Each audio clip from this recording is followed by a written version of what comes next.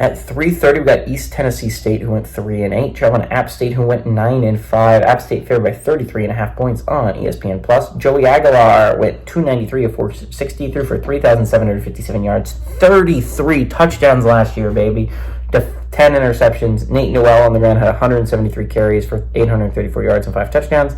And Caden Robinson had 67 catches for 905 yards and 10 touchdowns. Now, you do bring back Aguilar and Robinson, so those are big wins. You do lose Nate Noel, though, and Nate Noel was a big reason why you stayed in some of those UNC games. That really kind of sucks if you're App State.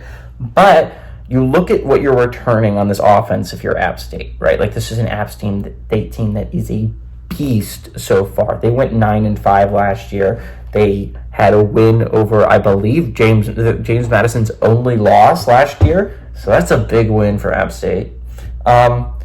So App State they're a good team, right? And they're a team that I think is a little bit of a sleeper if you're talking about teams that I think can make a run to that college football playoff spot in the group of 5, right? The obvious ones that are talked about are, teams like Liberty and Boise State. And it's obvious. The reason why for Liberty is that they have such an easy schedule. And the reason why for Boise State is just like the history is there. The history is there that Boise State, and they could win a really good conference in Mountain West, and they were really good at the end of last year. So I understand the arguments for those two teams. And then you got Memphis as a little bit of a sleeper, a little bit of a dark horse that a lot of people are considering. Not a lot of people are talking about App State. And I think App State brings back a lot of talent on offense last year. This was a team that, again, is a couple plays away from beating UNC, is a couple plays away from having a much better record than 9-5. And they bring back a lot of that talent offensively. I understand they have a tough out-of-conference schedule. I get that. East Tennessee State is not the hard one I'm talking about, but they do play Clemson, I believe, next week.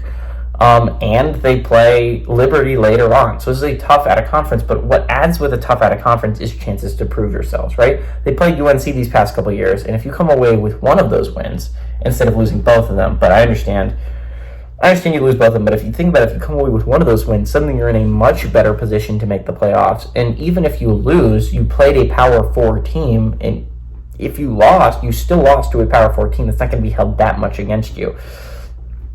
If you beat Liberty, if you go and beat Liberty, I think that's massive if you're talking about implications here, because that would give you a win over Liberty.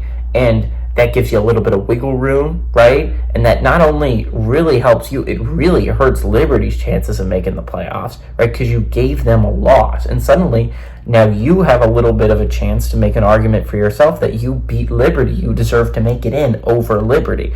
So I think App State is in a great position. I think they are a team that should be watched out for. They're a dark horse to make these playoffs, and I think if they do end up making these playoffs, I think the Clemson's game is going to show a lot about what this team, I think, is capable of. I think this is a good App State team. I think I'm going to be really interested to watch how they do this year. Give me App State to win and cover at home.